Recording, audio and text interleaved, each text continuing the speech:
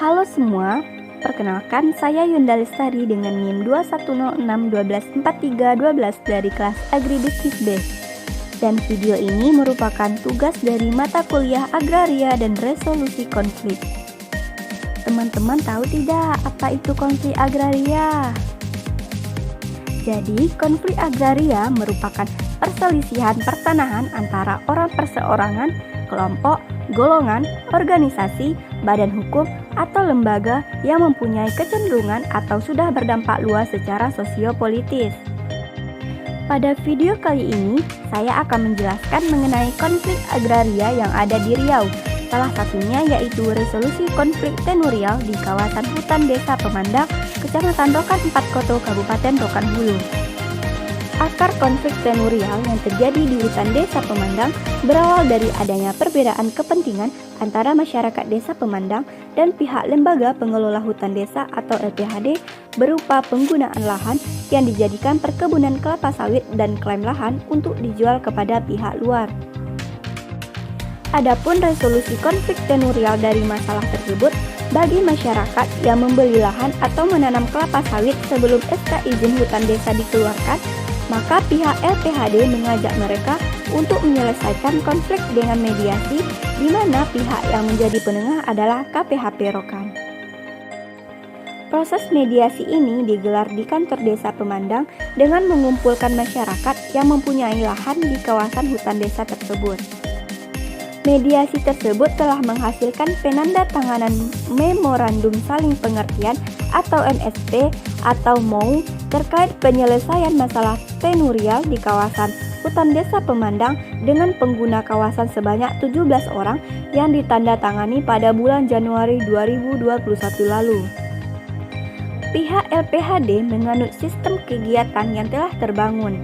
Masyarakat yang mempunyai lahan atau kegiatan yang telah terbangun seperti menanam kelapa sawit sebelum SK izin hutan desa dikeluarkan selanjutnya disebut pihak pertama dan ketua LPHD sebagai pihak kedua, bahwa dengan ini sepakat untuk menjalin kerjasama dalam pemanfaatan hutan pada HPHD Pemandang yang meliputi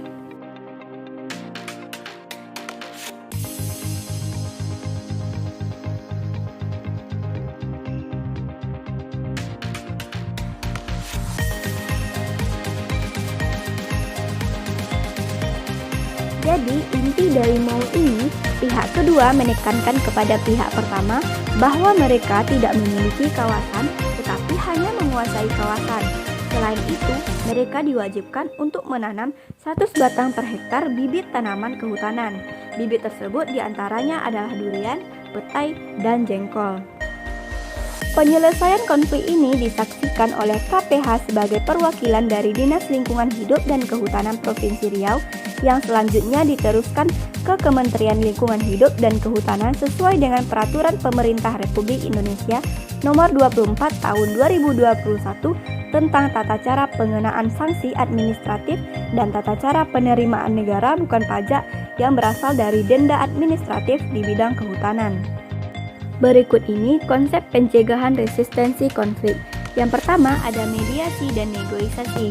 Dalam menyelesaikan konflik tenurial di kawasan hutan desa Pemandang, pendekatan kolaboratif menjadi fokus utama dengan mendorong kerjasama antara lembaga pengelola hutan desa atau LPHD dan masyarakat.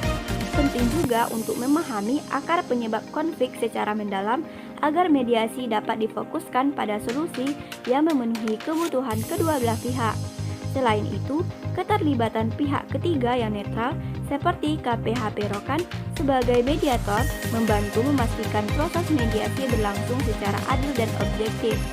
Diharapkan dengan menerapkan konsep-konsep ini, resistensi dalam proses mediasi dan negosiasi dapat diminimalkan dan solusi yang berkelanjutan sesuai dengan kepentingan semua pihak dapat tercapai. Yang kedua ada pemilihan hubungan. Dalam menangani konflik tenurial di kawasan hutan desa Pemandang, penting untuk memilih jaringan atau mediator yang netral dan tidak memihak. Melibatkan pihak seperti KPHP Rokan sebagai mediator dapat membantu menciptakan lingkungan yang kondusif untuk negosiasi dan mediasi. Dengan memilih jaringan yang netral dan terpercaya, diharapkan proses penyelesaian konflik tenurial dapat berjalan dengan lancar dan mengurangi resistensi dari pihak yang terlibat. Yang ketiga, reformasi kebijakan. Dalam menangani konflik tenurial di kawasan hutan desa pemandang, konsep pencegahan resistensi melalui reformasi kebijakan menjadi penting. Hal ini melibatkan reformasi kebijakan yang inklusif yang memperhitungkan kepentingan semua pihak yang terlibat dalam konflik tenurial.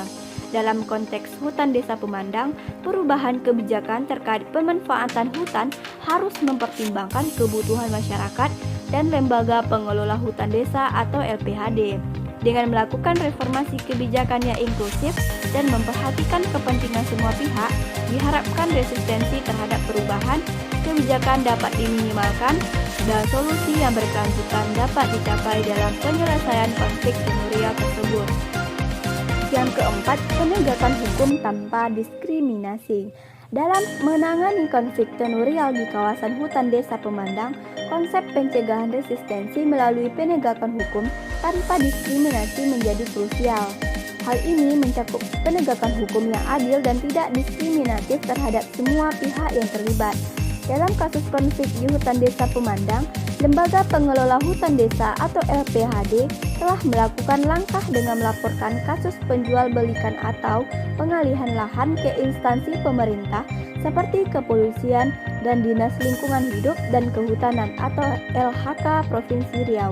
Dengan memastikan penegakan hukum dilakukan tanpa diskriminasi dan berdasarkan prinsip keadilan, diharapkan resistensi terhadap penegakan hukum dapat diminimalkan dan keberlanjutan pengelolaan hutan serta penyelesaian konflik tenurial dapat tercapai dengan lebih efektif.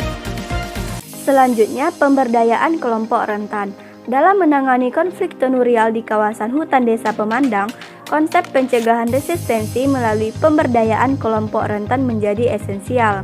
Hal ini mencakup memberdayakan kelompok rentan atau pihak yang mungkin lebih rentan terhadap konflik. Dalam konteks hutan desa pemandang, pihak yang terlibat dalam konflik dapat diberdayakan melalui pendekatan partisipatif dalam proses mediasi dan negosiasi. Dengan memberdayakan kelompok rentan dan memastikan keterlibatan mereka dalam proses penyelesaian konflik, diharapkan resistensi terhadap solusi yang dihasilkan dapat diminimalkan dan keberlanjutan penyelesaian konflik tenurial dapat tercapai dengan lebih baik. Sekian video yang dapat saya jelaskan. Terima kasih sudah menyaksikan. Semoga bermanfaat.